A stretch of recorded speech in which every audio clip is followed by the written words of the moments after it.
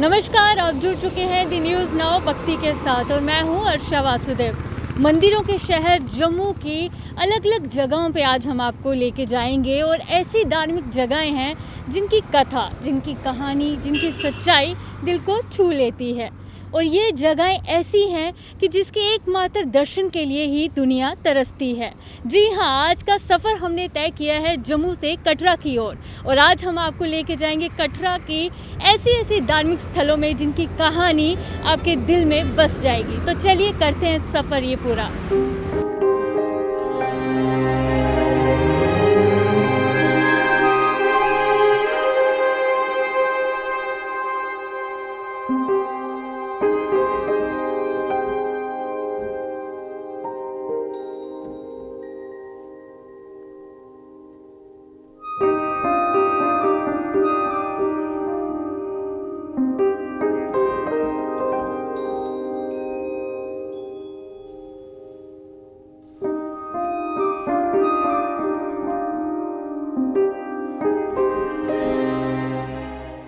दी news now भक्ति के इस जम्मू से कटरा के सफ़र में जो हम पहले धार्मिक स्थल में आप सबको लेके आए हैं वो स्थान है बाबा जित्तो जी का।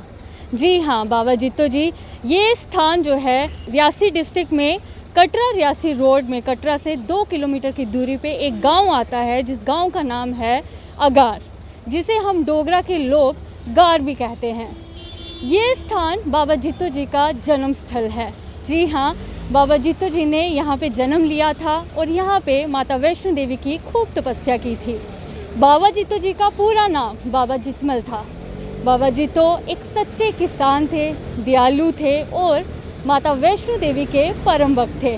कहा जाता है कि बाबा जित्तो सुबह स्नान आदि करने के बाद माता वैष्णो देवी जाया करते थे और वहाँ पे माता रानी की तपस्या किया करते थे।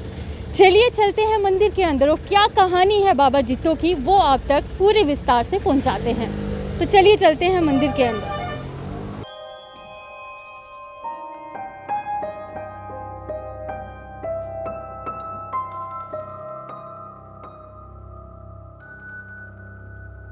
ये हम आ चुके हैं मंदिर के अंदर। बाबा जित्तो जी का जो इतिहास है वो उनके जन्म स्थल अगार से तो जुड़ा हुआ है, वहीं दूसरी तरफ बाबा जित्तो जी का इतिहास जीडी स्थान के साथ जुड़ा हुआ है।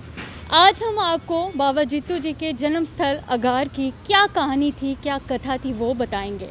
वहीं दूसरी तरफ बाबा जित्तो जी और बुआ कौड़ी की कहानी, उनका यहाँ पे रहना, क्या किया था उन्होंने, वो सब विस्तार से बताएंगे।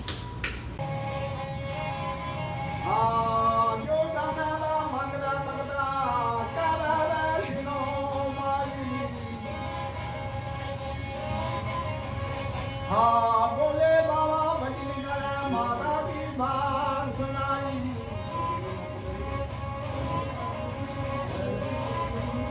गुफा बाजा मारनी पिया दर्शन आई। दाती है सनमुखी दर्शन तेरे करने मैं मन्ना वैष्णो माई।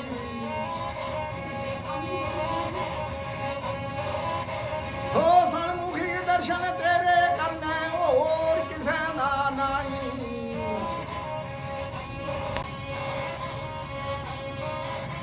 हाँ बोले माता भजनी करे बाबा जी बात सुनाई।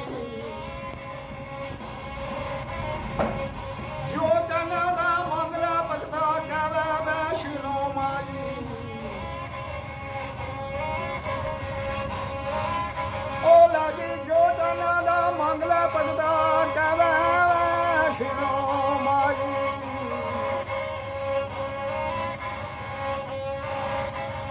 हे भगता जे कर देने राज पाठ।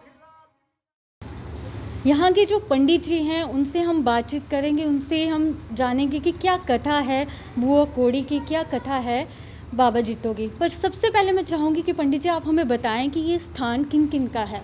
बिल्कुल जी, ये जो स्थान है बाबा जित्तो जी का स्थान है। बाबा जित्तो जी वैष्णो देवी के परम भक्त थे और जो बुआ कौड़ी उनके साथ खड़ी हैं, जो वैष्णो देवी का ये अवतार है, बुआ कौड़ी के नाम से जानी जाती हैं और ये वैष्णो देवी की मूर्ति है। और सामने राजा मंडलिक जी हैं, गोगाबीर भी बोलते हैं, उन्हें झालबीर बाबा ही बोलते हैं।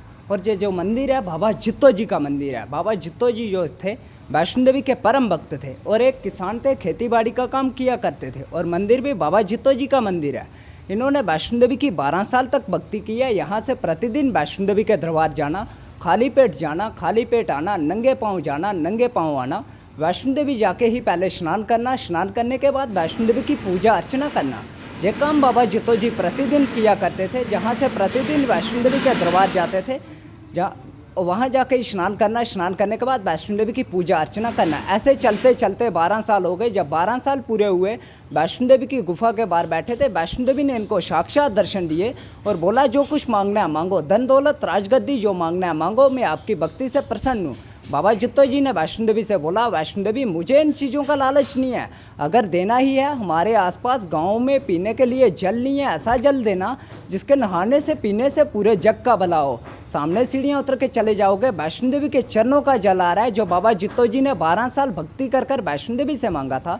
बाबा जित्तो जी ने वैष्णो देवी से बोला, वैष्णो देवी हमारा तो पहाड़ी एरिया है, अगर मैं कहीं भी खुदाई करता हूँ जल तो निकल आता है, परंतु आपके जल की पहचान कैसे होगी? वैष्णो देवी ने बोला, जहाँ जहाँ आप निशान लगाओगे वहाँ वहाँ ही जल निकल आएगा।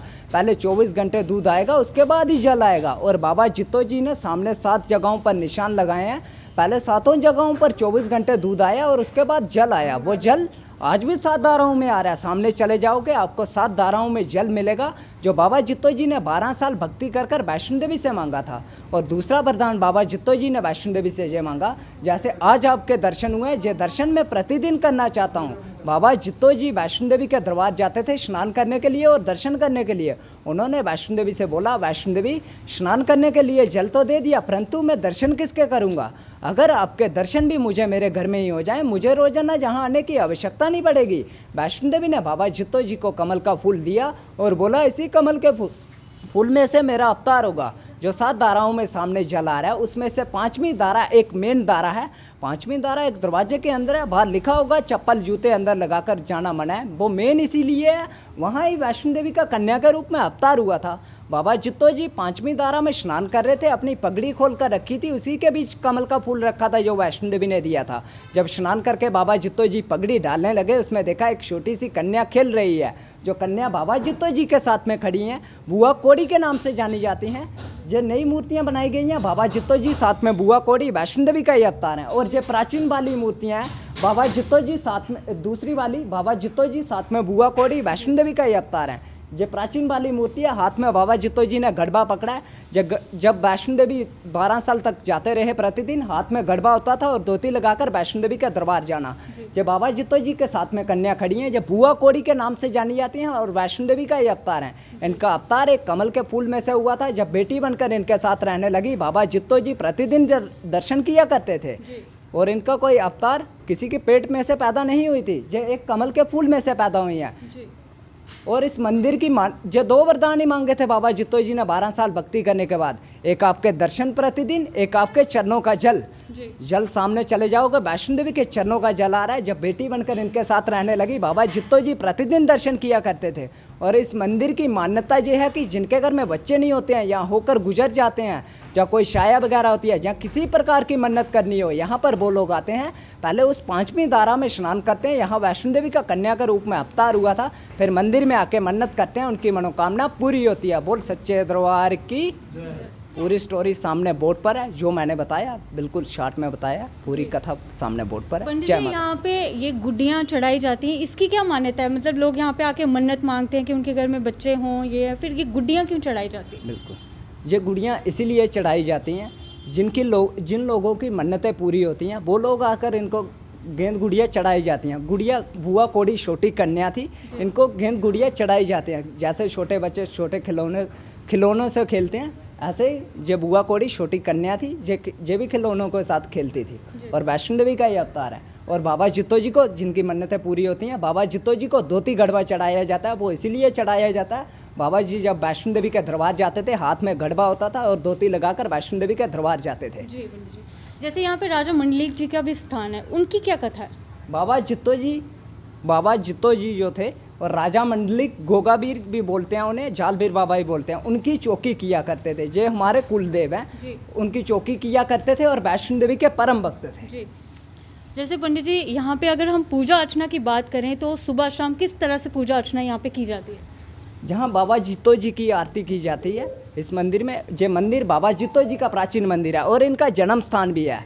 और एक किसान थे, खेती बाड़ी का काम किया करते थे। जे काम ही करते थे, एक खेती पेट के लिए किसानी करते थे और वैष्णो देवी की भक्ति करते थे। जे काम ही करते थे बाबा जित्तो जी और कुछ नहीं करते थे। जी पंडित जी, यहाँ पे कोई साल में एक बार कोई विशेष मेला या इस तरह का कोई आयोजन किया जाता है? एक मेला आता है, एक साल के बाद ही आता है, वो जून जुलाई में मेला आता है। बाबा जित्तो जी का मेला लगता है, वो 3 दिन का मेला होता है।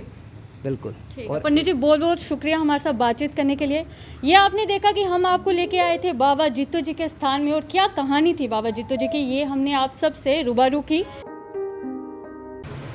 यही वो स्थान है, यहाँ से वैष्णो देवी से सीधा जल आया था। जो बाबा जित्तो जल लेके आए थे, उन्होंने यहाँ पे छड़ी लगाई थी। पहले यहाँ से दूध निकला था और फिर यहाँ से जल निकला था। ये 7 स्थान है, 7 जगहों से जल निकल रहा था और ये मेन जगह है। यहाँ से सबसे पहले जल आया था।